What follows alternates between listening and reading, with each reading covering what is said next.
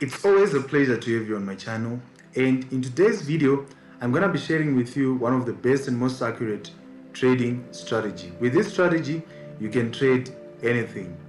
So before I embark on today's video, if you're new to my channel, please subscribe, like and share this video. Okay, this strategy, it's divergency. So we're going to be sharing one of the two best divergence strategies. Okay, so let's start with defining what is divergence. A divergence occurs when the price is moving in the opposite direction and the technical indicator, for example, in oscillator, in our case we'll be using a stochastic oscillator, it will be moving in opposite direction. We can see that the price for volatility index is moving downwards, but if you check what the stochastic oscillator is, the movement that it is making, you can see that it is moving up, while the price is moving downwards. So this is what we call a divergence. Why are divergences important?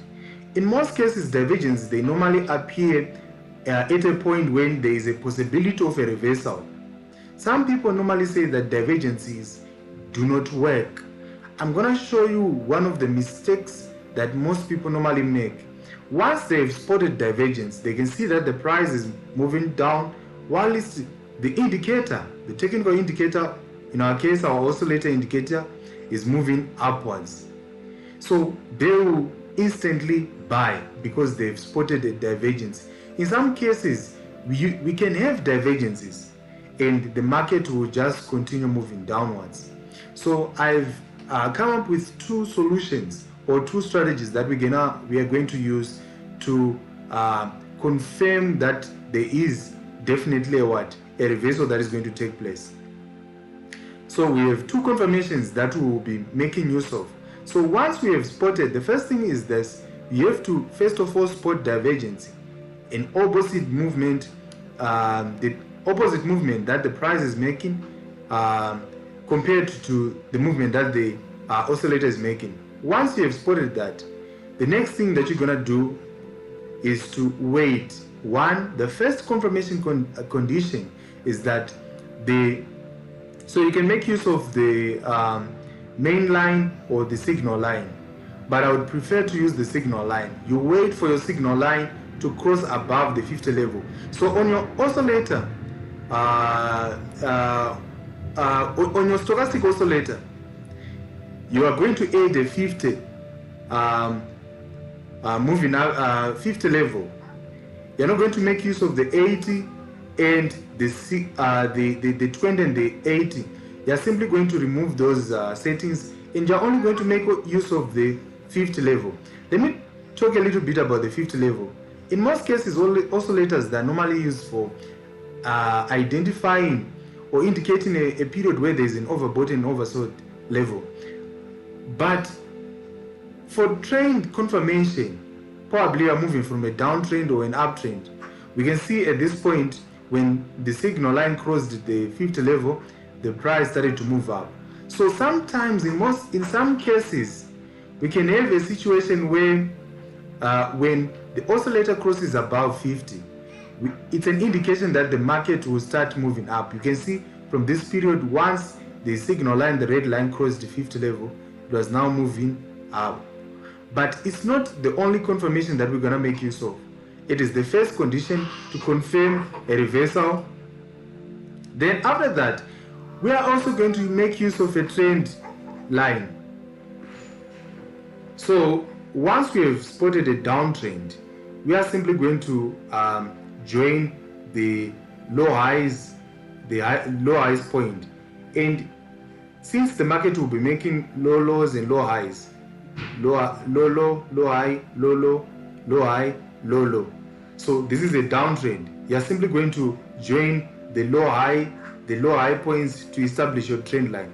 So the market will keep on respecting the trend line as long as the market will be moving down. So we have this trend line. Once the second confirmation now for us to take our buy is when the trend line is no longer valid, when the trend line is no longer valid, we now have a body of a candle now breaking that trend line. When it closes above the trend line, there is a possibility that the market will start moving up. We can see that there was a breakout first, and then the market went down to retest this trend line, and then it started to move up. So we are going to wait. What are the conditions for us to buy? One, we will check for the divergence. We wait for the signal line to cross the 50 line. Then we draw our trend line. Once there is a breakout, we wait for a retest. Once the market makes a retest, we then buy. So we can see here we had a hammer candle, a rejection candle with a big wick, indicating that the market is about to move up. So we can place our buy at this, after this candle, then we move up with the market.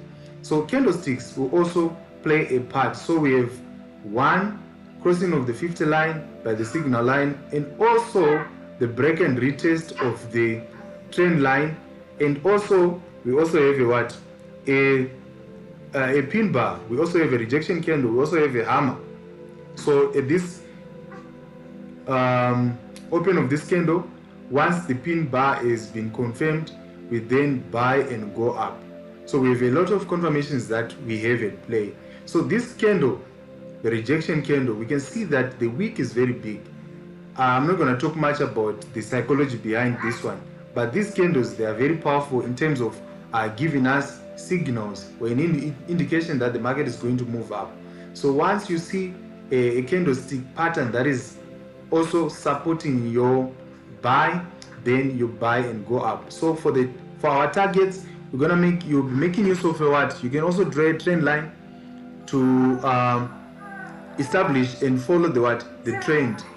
So you can put your stop loss. So we're gonna place our stop loss. One, you can place it below the previous low point, the low here, or you can place it just below the pin bar, just below this candle that got to retest this trend line. Then you place your stop loss. Then you can use a trailing stop to move up with the market. Then you'll be good to go. So you can see that we have a high win rate, and we also have the risk to reward ratio is very high. We can see our target will be very, very high, and we can move up with the market. So a recap. Let me just do a recap before we move on to the next slide. One, we identify a divergence. We wait for the signal line, which is our red line. Sometimes it can be dotted, but mine I've made it solid. Then it crosses about 50. Then you draw a trend line. You wait for a breakout and a retest. Then you also check if there is a candlestick pattern that is also supporting the movement, the change of the structure from a downtrend to an uptrend, because that's where divergence normally applies. Then you probably check for candlestick pattern. If there is a pin bar or engulfing candle here, you can then move up with the market.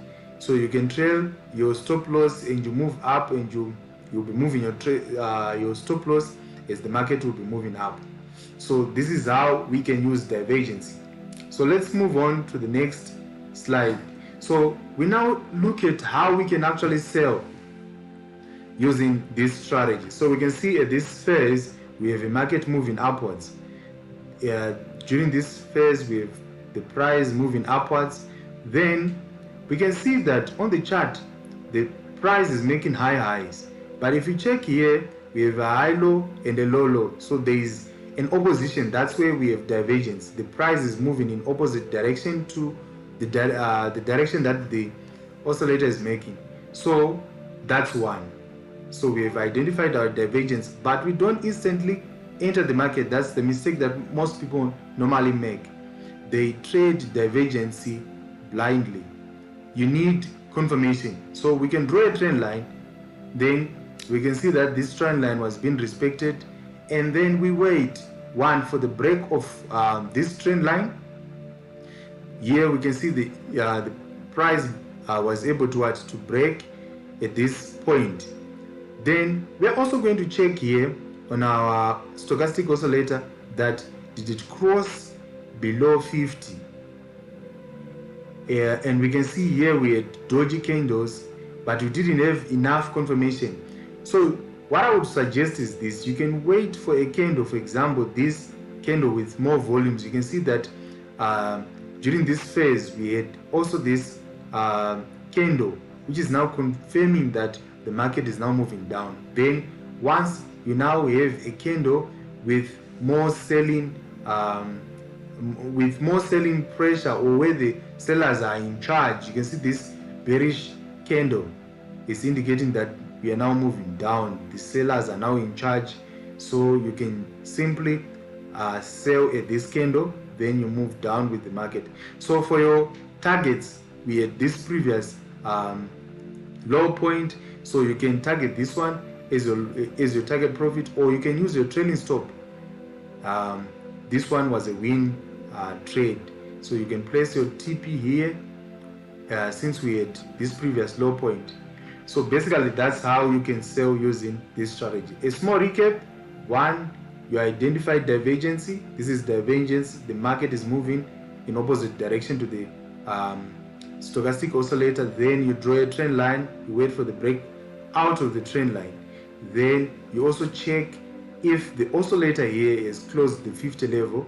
Then you also check, do we have candlesticks that are supporting the sell. For example, we had this candle which was indicating that the market was now moving down, and if you check, it was also able to break from this previous high low that we had, and it created a low. So we had a change or a break of structure where we are moving from high highs and now we're creating a low. So this will be very important. And also the market, when it tried to move up, it failed to make a high, and then it created a low. So there is a change in structure. These factors are also supporting your sell. So you have a lot of factors that are supporting how your decision to sell, which is very important in trading. When you have a lot of factors that are supporting your decision, you know that you can take the trade with confidence. Let's talk about the stop loss and the take profit. The stop loss, you can place it above the previous high, this point, and then your target, you can easily target this one, the previous low point. Then you can move down with the market. That's how simple this strategy is. Okay, so we've talked about drawing trend lines, but we can also make use of moving average. In our case, we're going to be making use of the 200 exponential moving average. I like exponential moving averages, EMA, because they are more responsive to price changes. So they quickly show if there are any price changes that are taking place. That's why I normally like exponential moving averages. So I'm going to introduce an exponential moving average. In this case, so one, we identify a divergence. For example, here there's a divergence. Then there's also a crossing of the 50 level. The price is also crossing the 50 level, and there's a candle that was able to close above the 200 exponential moving average, which indicated that there was a buy. And on this candle, the wick made a small retest, and then the price went up. So it's up to you if you are going to buy at the break out of this breakout, or you're gonna wait for a retest, then you move up with the market. So for your stop loss, you can place it just below the 200 exponential moving average, because you can see it was acting as a strong support, dynamic support, and then once it was broken, the market came here to retest. So this moving average was very important. So we expect that the market, when it was able to break from this trend line, there was a possibility from this moving average, there was a possibility that the market was moving up. So you can buy here, then you move up with the market. So you can use your trailing stop, or you can simply draw a line for you to be able to trail your stop loss. Then the market was able to move up to this point.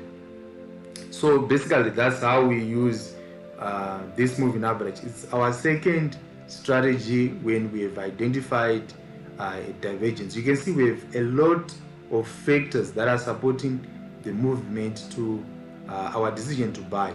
Then let's look at how we can sell. So let's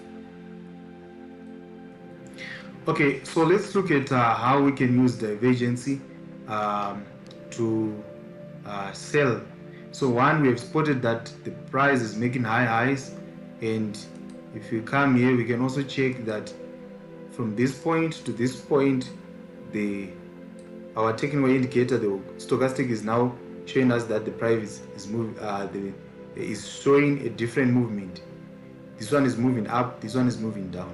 So we're gonna wait again, one, for the break of this. When the oscillator, the signal line, breaks, it crosses below the 50. Then we're also going to wait for a breakout on the moving average. So sometimes there can be a break and retest, or sometimes in our case the market was just it was able to break and then there was continuation downwards. So sometimes it's not always that the market will be able to break and make a retest, but we can see that once the breakout candle, there is more selling pressure, there are more sellers. The sellers are winning, are taking over from the buyers, and there is a possibility that the market is also reversing. And if you can check here at this point, let's just make it a solid line, we can also see that at this point the market was moving up, and there was a trend line here that the price was making, although it's not perfect.